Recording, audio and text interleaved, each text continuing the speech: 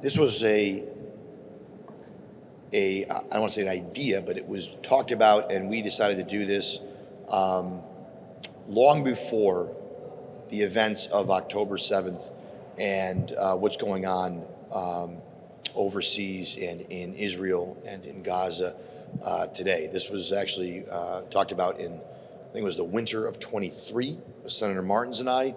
And then we put this group together, and they conducted, which I'll let them talk about, multiple roundtables. I'll let Senator Martins talk about the work that the group did, and which ultimately led to a package of legislation to address the threat and the growing scourge of anti-Semitism, which is, I think, very important here in New York. New York is home to the largest population of Jews outside of the nation of Israel.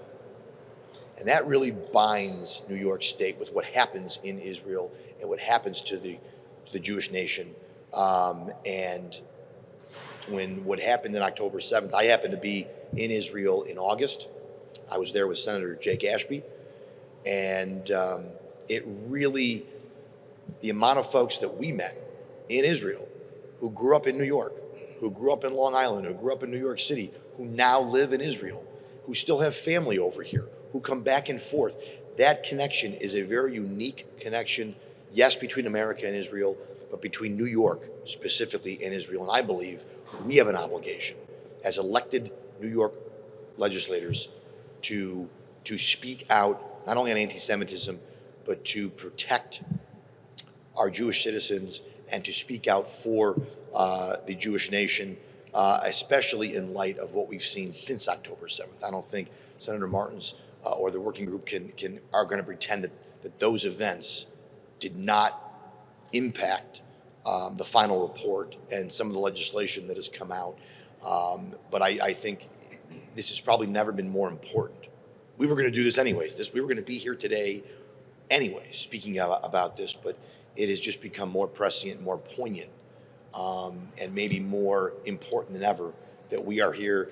And I want to thank all of our conference for being here and for standing with our members who put all the work in and put the effort in, but also standing with, New Yorkers, standing with our Jewish population here in New York, but also standing with the Jewish population around the globe and certainly the nation of Israel.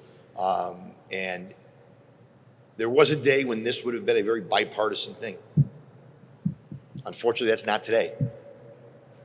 Increasingly, there are members across on the other side of the aisle and those across the globe and across New York who have stood with Hamas and stood with a terror network.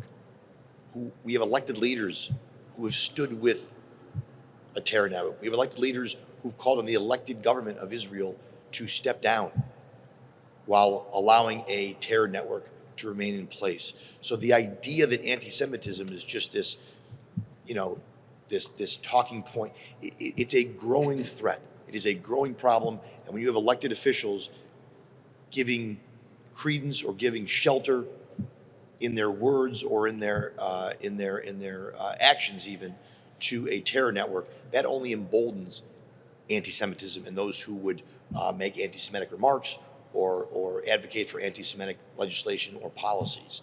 And so, again, I want to thank Senator Martins and his team and my other colleagues on this group for doing the work to come up with the bills and the package of legislation.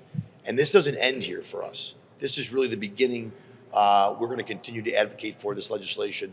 We're going to continue to speak out against anti-Semitism, and we're going to continue to speak up for, New Yorkers, Jewish New Yorkers, and Jews across the world, and certainly in the nation of Israel.